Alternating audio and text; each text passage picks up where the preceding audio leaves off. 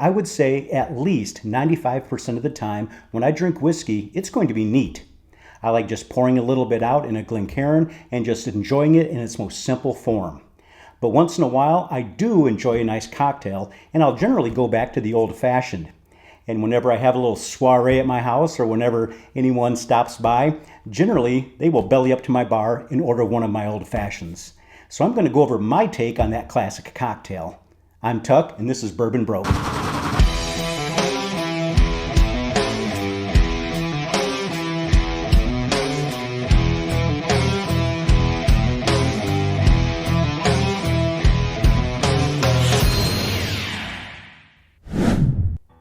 Now, there has been a long debate as far as who actually invented the old-fashioned. There's even been books written on it. I'm not going to get into all that debate on this episode, but if you would like to do your own research, come up with your own conclusion, feel free. But what is generally agreed upon is when it was invented. And that was in the early 1800s, and it was originally called just the whiskey cocktail. It consisted of a sugar cube, a little bit of bitters, a little bit of water, muddle up that sugar cube, add the whiskey of your choice, mix it up, and it's served. Now that went on until about the 1870s, 1880s, when bartenders started putting embellishments in those drinks to make them taste a little bit different. Well, there was a lot of people that did not like that, and they would say, give me one of those original drinks, the old-fashioned whiskey cocktail. And that's where the name came about. I'm going to give you my take on it. Let's get into it. Now, the first thing we're going to start off with is obviously a glass. We have to have something to put that liquid in, right? So I'm just using a regular rocks glass here. Use whatever kind of glass you normally use for your cocktails. The first ingredient we're going to put in there is the orange. I'm just going to take an orange slice, put it in here, and I'm just going to muddle the bejesus out of it. Get all the juice out of that orange. It's okay if you get that pulp in there as well. It's vitamin C. It's healthy, right? Get all that in there. Once you get that muddled in there, take that orange slice, discard that. The next thing I'm going to put in is the whiskey. And there is a definite method to my madness on what kind of whiskey goes in here. Now, my whiskeys of choice in my old fashions are ryes. The reason being, I like the spiciness of the rye, and it will help offset some of the sweetness in the other ingredients that are going to go in here.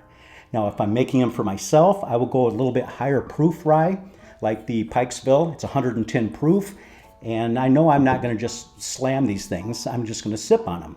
Now, if I have someone coming over that doesn't drink a lot or drink a lot of whiskeys that want an old-fashioned, I'm going to use something lower proof, like say a Michter's rye, which is a lot lower proof, 84.8, I believe, something like that, on their regular straight rye. But for myself, I'm going to use the Pikesville. I will put 2 ounces of this into the drink.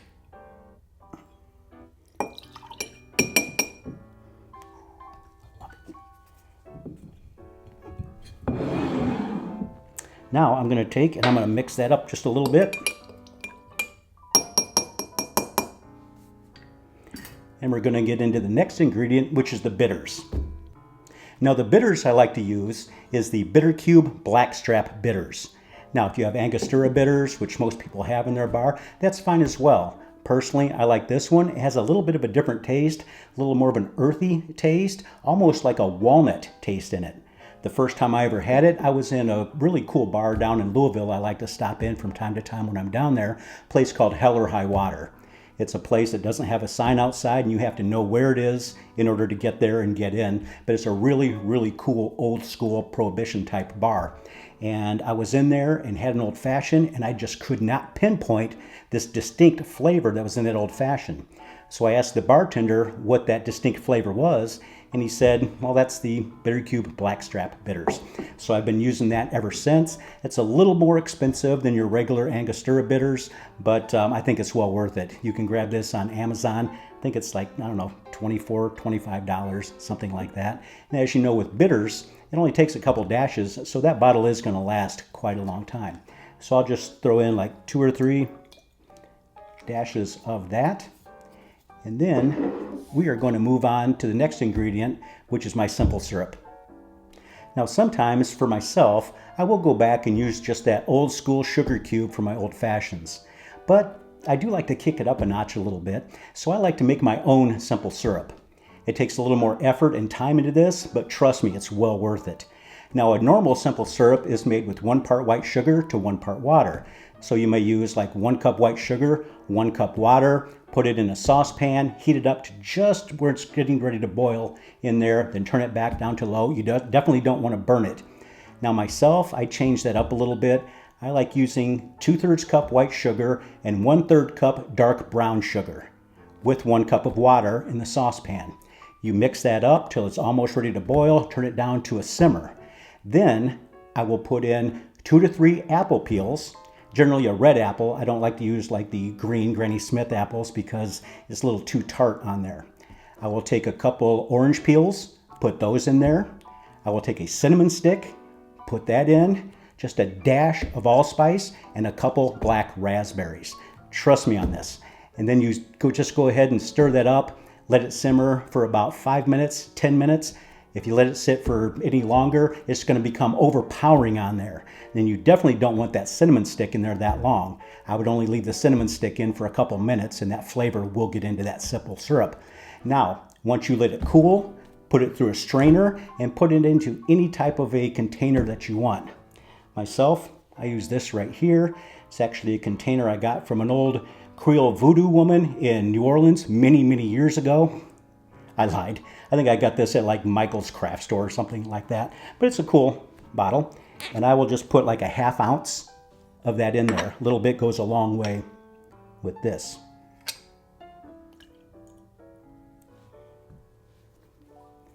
Put that in. And let's get on to our next ingredient. Now the next ingredient that goes in is one of the most basic ingredients in the entire drink, but you can really mess it up very quickly. And that's the cherry.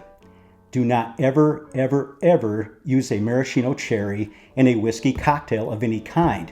It's disgusting. In the name of all that is holy, for the love of Jimmy Russell, never put a maraschino cherry in your cocktail. If anyone puts a maraschino cherry in their drink, it should lower their credit score. I'm serious. You just don't do that. So definitely use a Luxardo cherry or something similar to this. Definite difference in taste. It takes away that candy taste of those regular maraschino cherries and just makes for a much, much, much better cocktail. Take the cherry, just a little bit of the juice in there.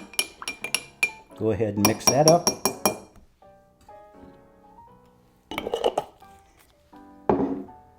And we're on to the next ingredient. Now the next thing we're going to put in is the ice cube. Personally, I like the large square ice cubes. I do have molds for the round ones as well, which are cool.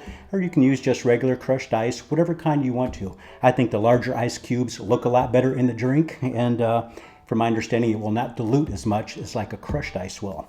So once you have that ice cube in there, stir it up a little bit.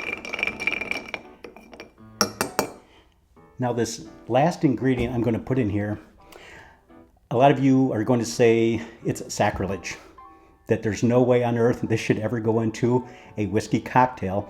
It's kind of like how I feel about the maraschino cherries. A lot of people might feel about this, but trust me on it. I'm going to put it in anyway, and you might know what I'm going to put in. Just a dash of 7-Up.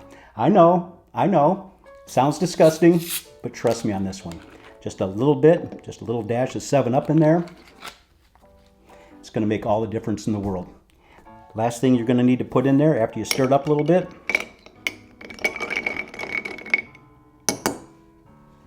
just an orange peel.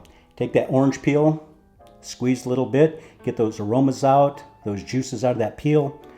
Rub it around the rim of the glass a little bit, twist it up, garnish the drink with it, and there you have it. The old fashioned.